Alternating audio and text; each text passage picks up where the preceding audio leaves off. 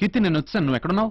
పక్కనే మెకానిక్ దగ్గరకు వచ్చాను. ఒక్క 5 minutes స్కూటీ ఇచ్చేసి వస్తాను. దట్స్ ఓకే, నేను వెయిట్ చేస్తాను. బాయ్.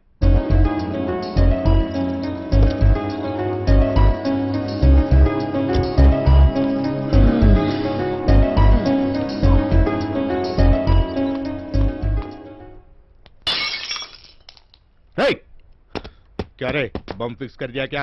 अंता पक्का ना? పక్క ఆర్ట్ గ్యాలరీ ఎంట్రన్స్ లో లోపల ఒకేసారి 345 కి boom.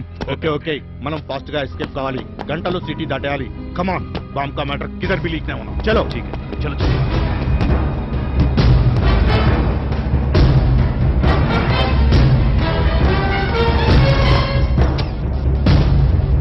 Control room come in. This is sub inspector Vikram here.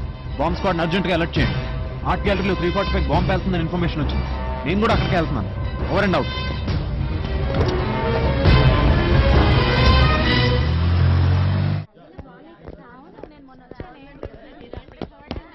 అందరిని ఆపండి, stop them. Excuse me, it's police emergency. అందరూ బయటకు వెళ్ళండి.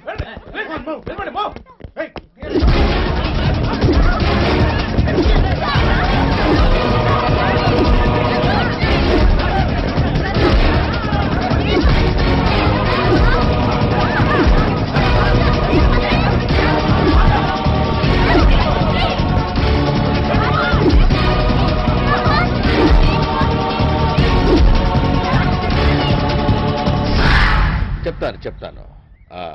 మా ఎస్ఐ గారికి వచ్చిన ఇన్ఫర్మేషన్ ప్రకారం లోపలంతా వెతికాము, కానీ ఎక్కడా బాంబు పెట్టిన దాఖలాలు కనబడటం లేదు. Okay, relax please. Thank you very much. Bomb పెట్టారనే న్యూస్ నీకు ఎవరు చెప్పారు?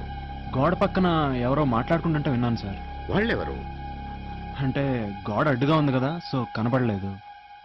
అసలు నువ్వు అక్కడికి ఎందుకు వెళ్ళావు? అంటే ఆకాశవాణి పలికిందా, లేక స్కిజోఫ్రెనియా రోగం ఉందా? అంటే ఐ మీన్, ఎవరూ లేకపోయినా ఉన్నట్టు, ఎవరూ మాట్లాడకపోయినా మాట్లాడినట్టు అనిపిస్తుందా? అది కాదు సార్. Shut up! నేను నీ డ్రామా అంతా గమనిస్తూనే ఉన్నాను. ఏదైనా సెన్సేషన్ చేస్తే టీవీలో కనపడుతూ పబ్లిసిటీ అవుతుందనే కదా నీ ఏదో ప్లాను. డిపార్ట్మెంట్ గా చెమటలు పట్టించావు కదా. ఉరుకులు పరుగులు, ట్రాఫిక్ జామ్ అంతా వేస్ట్. కాసేపు ఆగితే పైనుంచి నాకు షంటింగ్ మొదలవుతుంది. అర్థమైందా? సార్ మీరు నమ్మట్లేదు. అక్కడ నిజంగా బాంబు ఉంటే లేదు కదా. ఎదవలాజికులొద్దు సార్. Get out.